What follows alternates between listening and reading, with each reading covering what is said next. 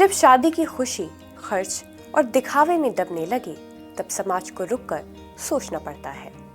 राजस्थान के कुरैशी समाज ने इसी सोच को चुनौती देते हुए निकाह को फिर से उसकी असल पहचान से जोड़ने का बीड़ा उठाया है। नो दहेज, नो डिनर, नो गार्डन की गूंज अब सिर्फ एक नारा नहीं, बल्कि एक जमीनी आंदोलन बन चुकी है, जो फिजूल खर्ची, दिखावे और सामाजिक दबावों के खिलाफ खड़ा है। आदाब, मैं हूं आपके साथ अमीना माजिद और आप देख रहे हैं आवाज तो वॉइस। राजस्थान के मुस्लिम समाज, खासकर कुरैशी बिरादरी में इन दिनों सामाजिक बदलाव की एक नई लहर देखी जा रही है। इस बदलाव की मिसाल दहेज मुक्त और दिखावा मुक्त निकाहों के रूप में सामने आ रही है।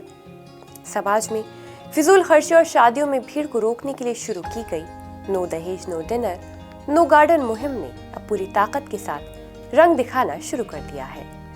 जयपुर से शुरू हुई ये पहल अब प्रदेश के अलग अलग शहरों में फैल रही है और लोगों के नजरिए को बदल रही है। ये मुहिम एक नेक मकसद के तहत शुरू की गई थी, निकाह जैसे पाक रिश्ते को महंगे गार्डनों और दावतों से नहीं, बल्कि दुआओं और सुन्नत के मुताबिक सादगी से निभाने की प्रेरणा देना।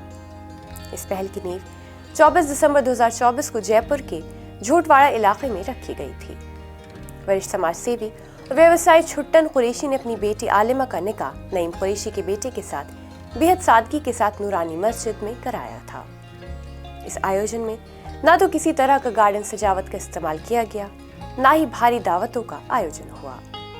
इस आयोजन ने समाज में संदेश साफ किया कि निकाह कोई दिखावे की चीज नहीं है। इस मुहिम को संगठित और प्रभावी बनाने का काम इस्लाह माशरा कमेटी ने संभाला।